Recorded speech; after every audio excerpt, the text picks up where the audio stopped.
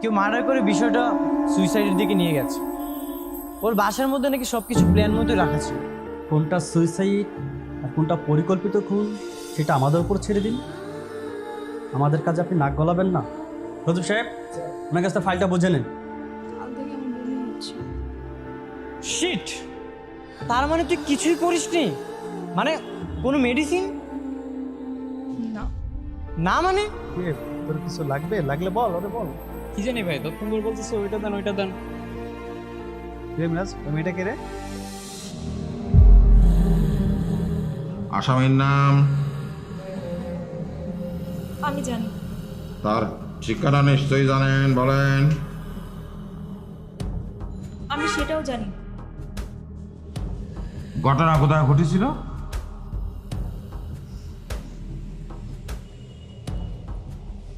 বয়ফ্রেন্ডের বাসায়।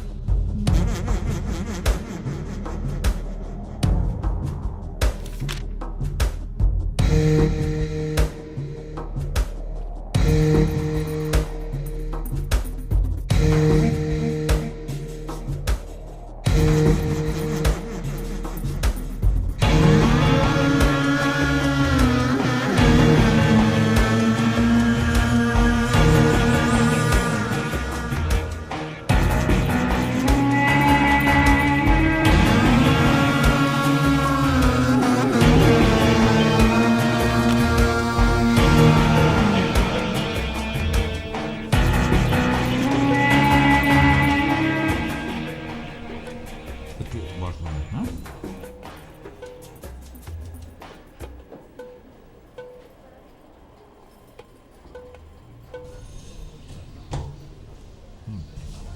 স্যার ওই ব্যাপারটা হচ্ছে যে ওনার কেসটা হচ্ছে স্যার ওই যে ইসির মানে রেপ কেস, কিন্তু ওইটা ঘটনাটা ঘটেছে আপনার ওই বয়ফ্রেন্ডের বাসায়। না না, আসলে এইভাবে কেস নেওয়া যায় না। ওনাকে বলুন ওনার অভিভাবক নিয়ে আসবে থানায়, তারপর ওনার মামলাটা আমরা নিতে পারবো। তারপরেও স্যারকে একটা কোনো রকম করে করা যায় কিনা, মানে রুস্তম সাহেব, আপনি তো আগের মানুষ, আসলে আপনি এগুলো বুঝবেন না। এই যুগের মেয়েরা ছেলে বন্ধুর বাসায়, বয়ফ্রেন্ডের বাসায় যায়, মজ মাস্তি করে, এরপর মনে করেন ঝামেলা হলে সোজা থানায় আসে মামলা। এরপর তো বুঝেনি টাকা পয়সা নেওয়া হয়ে গেলে মামলা তুলে নেবে। রুস্তম সাহেব, অনেক হাই লেভেলের কাজগুলো পেন্ডিং পড়ে আছে। এক কাজ করুন, ওনাকে যাই বলুন, উনি যদি ফ্যামিলির কাউকে নিয়ে আসে থানায় মামলা করতে পারে, তাহলে ওনার মামলাটা আমরা নিতে পারবো, আদারওয়াইজ পারবো না। বুঝতে পারছেন? জি ভাই, বলুন।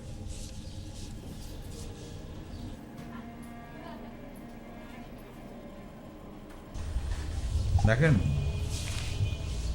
আপনার আসলে ওই আপনার বাসা থেকে আপনার একজন অভিভাবক নিয়ে আসতে হবে।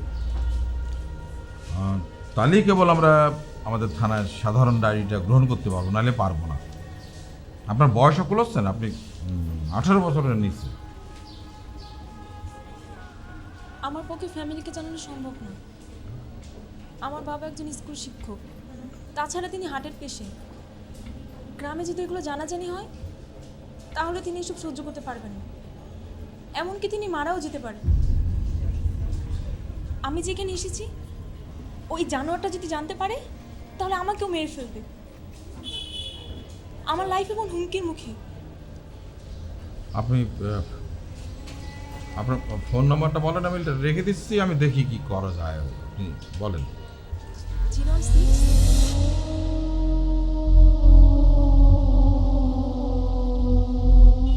ঠিক আছে, যান।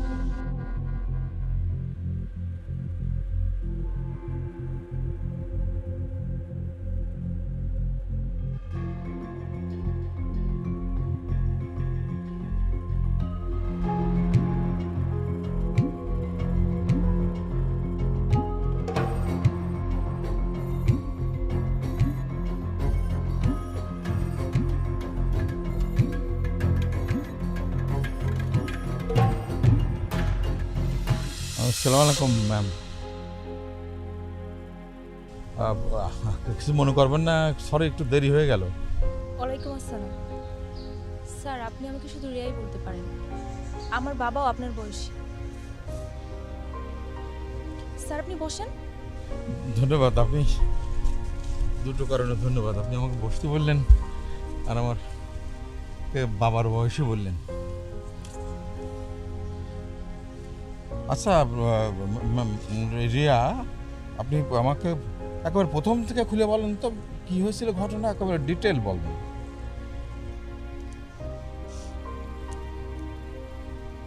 6 মাস আগে আমি গ্রাম থেকে ঢাকায় আসি ভার্সিটি এডমিশনের জন্য। ঢাকায় আমার আপন বলতে কেউ ছিল না, কিন্তু ফেসবুকে হাসিব নামে একটা ছেলের সঙ্গে আমার প্রায় একটু একটু কথা হতো। আমি ঢাকায় এসে ওকে জানিয়েছিলাম। এদিকে গ্রামে থাকাকালীন সোহানের সাথে আমার সম্পর্ক হয়, কিন্তু সেই সম্পর্ক হাসিবের টাকা পয়সা গাড়ি বাড়ির কাছে হেরে যায়। কারণ আমি চেয়েছিলাম একটু নিরাপত্তা আর সচ্ছল জীবন, কিন্তু আমার চাওয়াই যে এত বড় কাল হয়ে যাবে আমি সেটা বুঝতে পারিনি। একদিন হাসিব ওর ফ্ল্যাটে আমাকে নিয়ে যায়।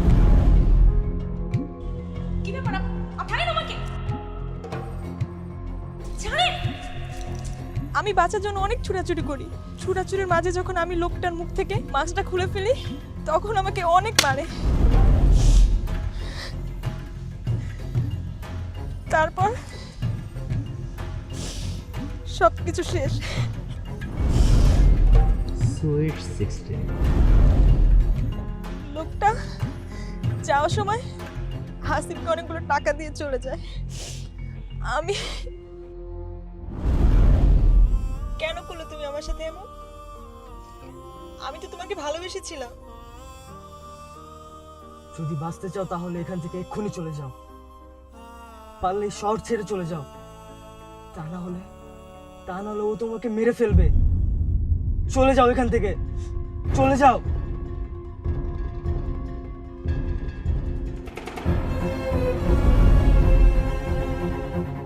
এরপর আমি গ্রামে চলে যাই, কিন্তু কিন্তু সেই রাতের আঘাত আমি ভুলতে পারছিলাম না। তাই যে আমাদের মতো মেয়েদের নিয়ে খেলছে আমি চাই তার জন্য উচিত শিক্ষা হয়। তাই আমি ঢাকাতে এসেছি। শাস্তি তো হবেই, মাস শাস্তি হবে, কঠিন শাস্তি হবে। এই সমস্ত ক্রিমিনালদের আগে ধরতে হবে। হ্যাঁ, কালকে 4টার সময় আপনি এই জায়গায় আসবেন। আপনাকে একটা জিনিয়াসের কাছে নিয়ে যাব, শর্টকাট জিনিয়াস। তাহলে আমি আসি। হ্যাঁ, আসসালামু আলাইকুম।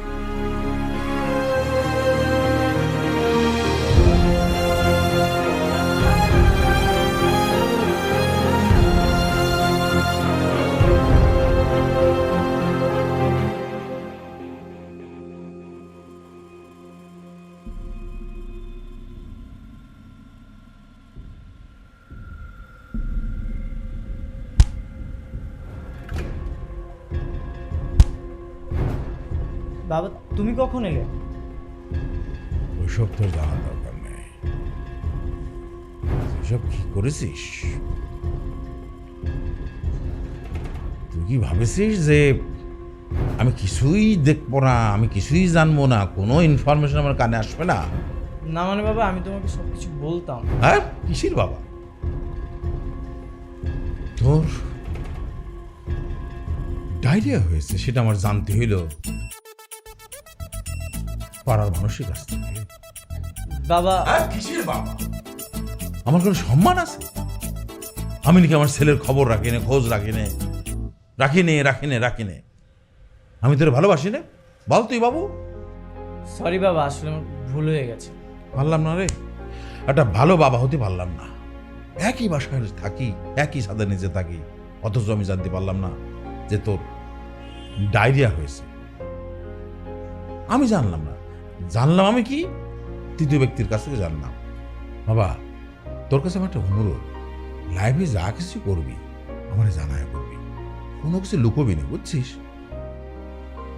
ঠিক আছে বাবা। এখন কি অবস্থা? কিসের? তোর পেটের ডায়রিয়ার কি অবস্থা? এখন ঠিক আছে, ভালো আছে। আচ্ছা, তুই নাকি ফার্মেসিতে যে তোর পেটের জন্য ওর স্যালাইনটা সাথী পাততেছিলি নে কেন? মেয়ে বন্ধু সাথে ছিল সেই জন্যই? বাবা তুমি যাও, ফ্রেশ হয়ে নাও, আমার অনেক পড়া বাকি আছে।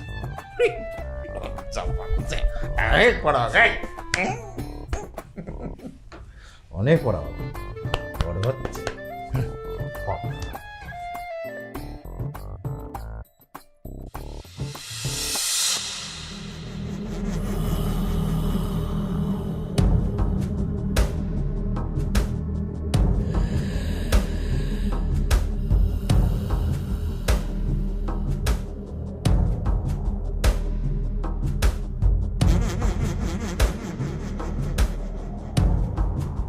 আপনি কি ভেবেছেন আপনি আমাকে মেরে এভাবে বেঁধে রাখলে কি আমি ভয় পেয়ে যাব? আমি এখান থেকে বের হয়ে পুলিশের কাছে গিয়ে সব কিছু বলে দিব। আপনার পতন হবেই হবে, আপনার পতন হবেই।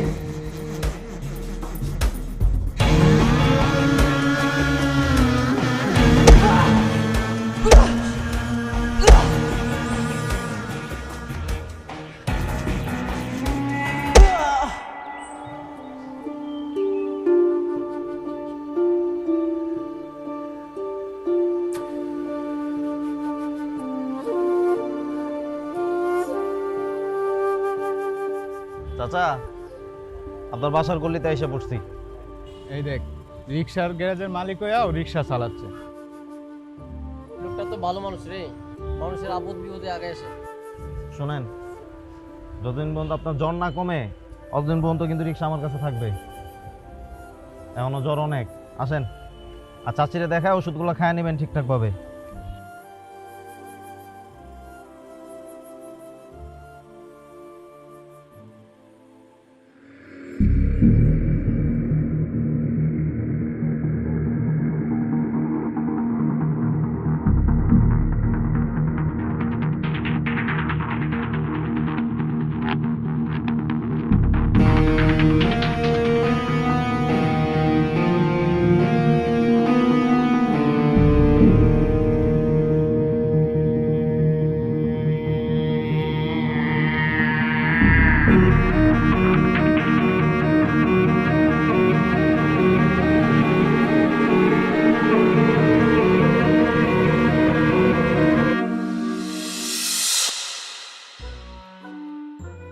उत्तम उत्तम दोस्तम रुस्तम रोस्ट मेरे दोस्त আমি জানতাম আমি আমি জানতাম আর কেউ আমাকে দেখতে আসুক না আসুক তুমি ঠিকই আমাকে দেখতে চলে আসবে, কারণ বিপদেই তো আসল বন্ধুর পরিচয়। রাইট।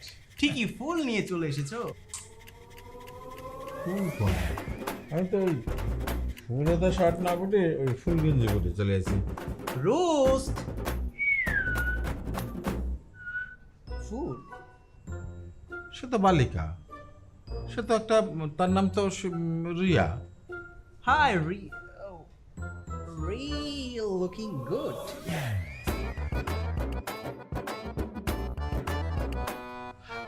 তোর এই অবস্থা হলো কি আমি বুঝলাম না, মানে চুল এটা মেলে হয়েছিল, ই পরেছি সব, হাত ব্যথা মনে হচ্ছে, ই করতে পারতেছিস না। ঘটনা কি? তোর হাতে তো ছিল সম্বল। তুমি জানো না? না, তাহলে এখানে এসেছো কেন? এসেছি এই জন্যই যে এই যে রিয়া, তোমার বলেছিলাম না যে জিনিয়াস শর্টকাট, সেই জন্য বলতেছি রাগ করি না, বুঝলি? তো ওই রিয়ার হয়েছে কি, লাইফ একটা রিস্কির মধ্যে পড়ে গেছে। হ্যাঁ, তো তুমি যদি একটু তোমার মহানুভবতা দিয়ে একটু সহযোগিতা করো, তোমার এই ব্যথা হাত দিয়ে যদি একটু এগিয়ে দাও, তাহলে খুব উপকার হয়, বুঝতে পারিস? বিপদেই আসল নকল বন্ধুর পরিচয়। তুমি দেখছো আমার হাল রোস্ট, তুমি ঠিকঠাক মতো হাতটা তুলতে পারছি না, আর তুমি আমাকে দিয়ে এখন স্কেচ বানাতে চাও? তোর যে এই যোগ্যতাটা আছে, কি করো ভাই, ও তো ভীষণ বিপদের মধ্যে আছে। এই যে দয় মারা তো শুরু হয়ে গেছে। তুমি একবার ডিটেল খুলিয়ে বলো, মনোযোগ দিয়ে বলো, যত শুনবে তত দেখবা যে কিরকম অটোমেটিক্যালি ওইটিকে এখানে কাগজে নিয়ে আসতেছে। বলো। বল।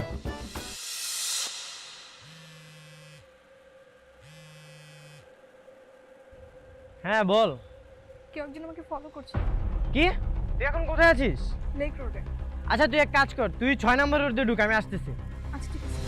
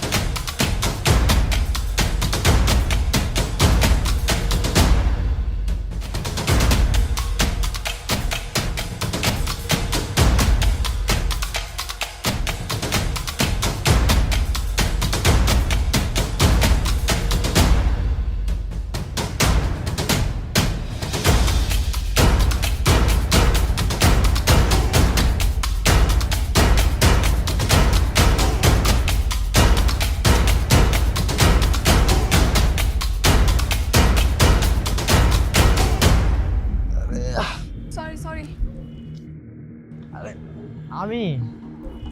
আমি ভেবেছিলাম ইটস ওকে। আচ্ছা তোকে কে ফলো করতেছিল? মুখটা ঢাকা ছিল, আমি চিনতে পারি নাই। আমার মনে হচ্ছে ও আমাকে মেরে ফেলতে চাইছে। তোকে কেন মারতে চাইবে? আমি যদি পুলিশের কাছে যাই সেই ভয়ে। তাহলে চল পুলিশের কাছে যাই। না না, পুলিশের কাছে যাওয়া যাবে না।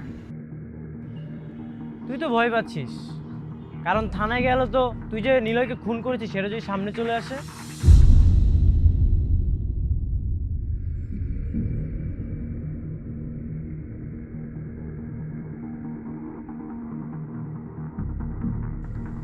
রোস্ট, দেখলে কিভাবে রির ভাবনা চিন্তা থেকে এঁকে ফেললাম?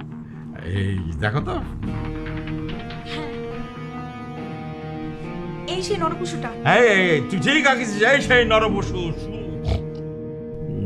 এই আমাকে কান্দে না, কান্দে না। কিন্তু একটা জিনিস মিসিং। কি বলো, কি মিসিং? স্পাইডার।